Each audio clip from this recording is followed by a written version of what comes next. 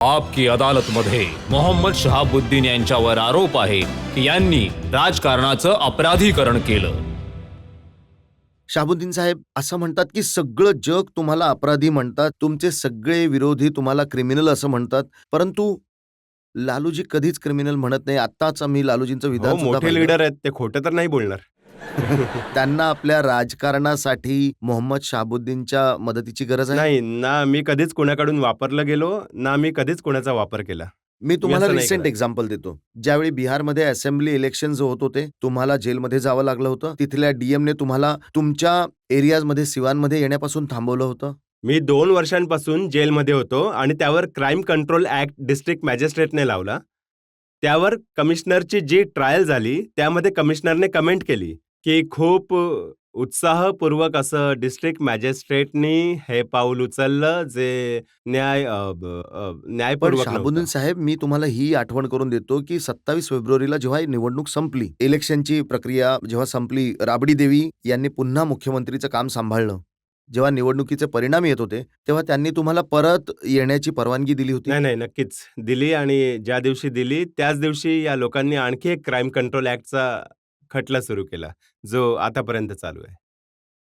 म्हणजे असं वाटतंय या खटल्यांपासून पाठ सुटणार नाहीये जी तुमची. व्यक्ती 2.5 वर्षांपासून जेलमध्ये असेल आणि ते 3 महिन्यांनी निघाल्यानंतर आपल्या घरी गेला नसेल, त्याच्यावर जर 10 खटले तुम्ही कायम करू शकता, यातून अंदाज लावला जाऊ शकतो की मी पोलिसांच्या क्षमतेवर किंवा त्यांच्या विचारांवर संशय घेत नाहीये. परंतु पोलिसांकडे सुद्धा अशा वाईट विचारांमधून ग्रस्त होऊन लोक येत असतात, जे अशा प्रकारचं काम त्यांना पण करायला हे तर लागतं. खरंय ना की जेव्हा निवडणूक तुम्ही लढता तेव्हा त्यामध्ये बाहुबलाचा वापर केला सिवानमध्ये जातो. मीडिया असते. तुम्हाला माहिती आहे कॉन्ट्रोव्हर्शियल निवडणूक होते. कायम तर सगळी मीडिया असते.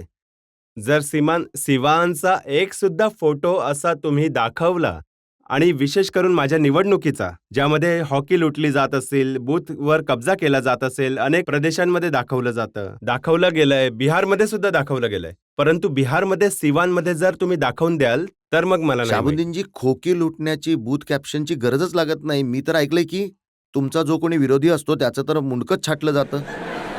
तर माझ्या मते तर जर इतकी मुंडकी छाटली गेली असती, तर घनतेच्या अनुसार सिवान या देशातील सगळ्यात कमी लोकसंख्येचं शहर असतं. कारण अर्धीच लोकसंख्या राहिली असती. 31 मार्च 1997 ची गोष्ट आहे. जवाहरलाल नेहरू युनिव्हर्सिटी स्टुडंट्स युनियनचे लीडर चंद्रशेखर प्रसाद तुमच्या कॉन्स्टिट्यूशनमध्ये तुमच्या विरोधात भाषण देत होते. दिवसाढवळ्या त्यांची हत्या केली गेली. मी करिअर सुरू केलं चंद्रशेखरजींबरोबर.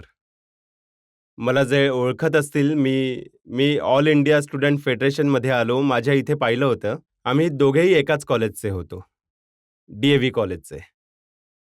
आणि त्यांनी तिथूनच सुरुवात केली. तिथून ते दिल्लीला आले. दिल्लीवरून मग JNUला आले. JNUमध्ये प्रेसिडेंट होते आणि व्हाईस प्रेसिडेंट होते. काय होते, मी MLA झालो. जेव्हा कधी मी यायचो, मी चंद्रशेखरच्या बरोबरच थांबायचो. मला सिनियर होते ते.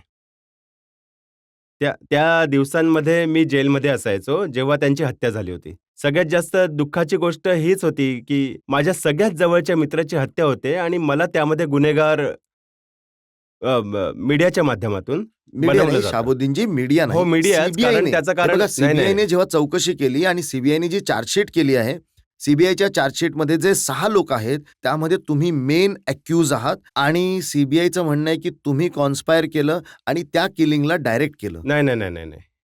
असं काही नाहीये. CBIने हे खटले जेव्हा हस्तांतरित केले गेले CBIला, तेव्हा तिथल्या लोकांनी ही जेव्हा FIR केली होती, त्यामध्ये हे होतं आणि CBIचा जो फायनल रिपोर्ट वाचाल, ज्यामध्ये तुम्हाला ही गोष्ट खूप स्पष्ट होईल. जर असं असतं तर मी अक्यूज असतो. मी त्यामध्ये जामीन सुद्धा नाही घेतला. मी तर दुसऱ्या कुठल्यातरी जेलमध्ये होतो. जे लोक पकडले गेले हत्या करणारे, त्या लोकांचे तुमच्याशी खूप जवळचे संबंध सिद्ध झाले. ध्रुव जयस्वाल, नाही, रुस्तम अगदीच. मियां, शेख मुन्ना आणि मोहम्मद रियाजुद्दीन. नाही, ध्रुव जयस्वालशी माझं खूपच जवळचे संबंध आहेत. यामध्ये CBIचे जे माझ्याबरोबर इंटरॅक्शन झाली, जे स्टेटमेंट आहे त्यामध्ये सुद्धा आहे. ध्रुव जयस्वाल माझी गाडी चालवायचे. ते आजसुद्धा चांगले बिझनेसमॅन आहेत, परंतु तेच आपल्या 10 ग्रुपमध्ये तुम्ही जे म्हणालात, त्यामध्ये सुद्धा आणि एक मुलगा माझ्या गावातील आहे. स्वाभाविक आहे की जर गावातला असेल तर मी कसं नकार देऊ शकतो की मी ओळखत नाही म्हणून? तर हे लोक सुद्धा आहेत की नाही सीबीआयने कुठे आपल्या चार्जशीटमध्ये दाखल केलंय यांना?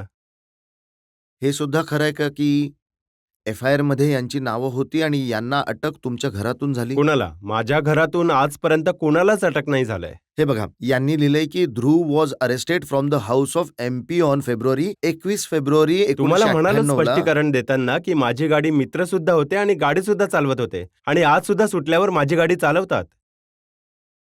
तर आता हा अपराध सिद्ध नाही होत, अंडर ट्रायल केस आहे. जर अपराध सिद्ध झाला तर अदालत शिक्षा देईल. पण तुम्ही हे नाकारू शकत नाही की तुम्ही या केसमध्ये इन्व्हॉल्व नाही, आहात नाही. आणि ही एक अशी केस आहे नाही, जी की सगळे लोक इन्व्हॉल्व नाही असूच शकत नाही. माझ्या इतके जवळ म्हणजे चंद्रशेखर बद्दल विचार करणं सुद्धा माझ्यासाठी पाप आहे. शाबुद्दीनजी, ज्या चंद्रशेखर प्रसादला तुम्ही आपला मित्र म्हणताय त्यांची आई तुमच्याबद्दल काय म्हणते हे जरा एकदा बघूयात आपण. माझा एकुलता एक मुलगा होता, चंद्रशेखर होता. तो माझ्या म्हातारपणीची काठी, माझ्या काळजाचा तुकडा, माझं लेकरू घेतलं. आता मग मी मेले तरी काही फरक पडणार नाही. मला गोळी मारून टाकेल. मी तर जनतेसमोर म्हणायचे की ए साहेबांच्या गुंडा, ये आणि मला मार. असेल हिम्मत तर JP चौकात. लोक म्हणायचे नाही, नको काकू, असं बोलू नका, मारून टाकतील तुम्हाला. अरे मला मरायची भीती वाटत नाही. अच्छा, हे तुम्ही जर इतके चांगले मित्र असता तर त्यांची आई नाही, असं नाही, बोलली असती त्यांच्या का आईचं तुमच्याबद्दल? सोडा, मी कमेंट आई आहे ती. कमेंट मी नाही करू शकत. परंतु तुम्ही त्यांच्याच मुखातून ऐका की त्यांनी मी चॅलेंज केलं की इथे या आणि मारून टाका. मी साक्षीदार आहे. यांच्या केसाला तरी धक्का लागला का? यांना काही शिवी तरी दिली? अरे तुरे केलं, त्यांच्या घरी एकटी आहेत शाबुद्दीनजी, त्या. तुमच्या बोलण्यातून मला असं वाटतंय की तुम्हाला अशी इमेज तुमची हवी आहे जशी वीरप्पनची होती. मला कोणाशी तुलना करायची नाही. मी वीरप्पनला खूप चांगल्या प्रकारे ओळखत सुद्धा नाही. मी खूप सामान्य कुटुंबातून येतो. फक्त सामान्य माणूस आहे, सामान्य विचार ठेवणार आहे. त्यांची इमेज अशी होती ना म्हणून- की ते जशी रॉबिन हुडची इमेज असते की श्रीमंतांकडून पैसा लुटावा, गरिबांना पैसा द्यावा. मी रॉबिन हुडला सुद्धा ओळखत नाही. मी ग्रामीण वातावरणातून येतो. मी साधा सरळ साधा माणूस आहे. पण हे खरं आहे का की तुमची जी कॉन्स्टिट्युएन्सी आहे तिथे तुमच्या भीतीने डॉक्टर जास्त फीस घेत नाहीत, तुमच्या भीतीने स्कूल्समध्ये जास्त फीस घेतली जात नाही? नाही, असं काही. आता केवळ भीती म्हटलं तर आता तुम्ही लोक बोलत राहिलात, तुम्ही कधीच उत्तर नाही दिलं. ही पहिलीच वेळ आहे की मी कुठेतरी आपल्या घराच्या बाहेर कुठेतरी एका अदालतमध्ये हजर झालोय. तर मी आता यावर काय बोलू शकतो की कोण काय बोलतंय. परंतु केवळ हेच आहे की मी त्या दिव्याप्रमाणे आहे की जो स्वतः जळून दुसऱ्यांना प्रकाशित करण्याचा प्रयत्न करतो. मी अगदीच जर कुठल्याही कारणामुळे असो, जर फायदा होत असेल लोकांना, तर त्यांचा फायदा बघून मी खूप संतुष्ट होतो.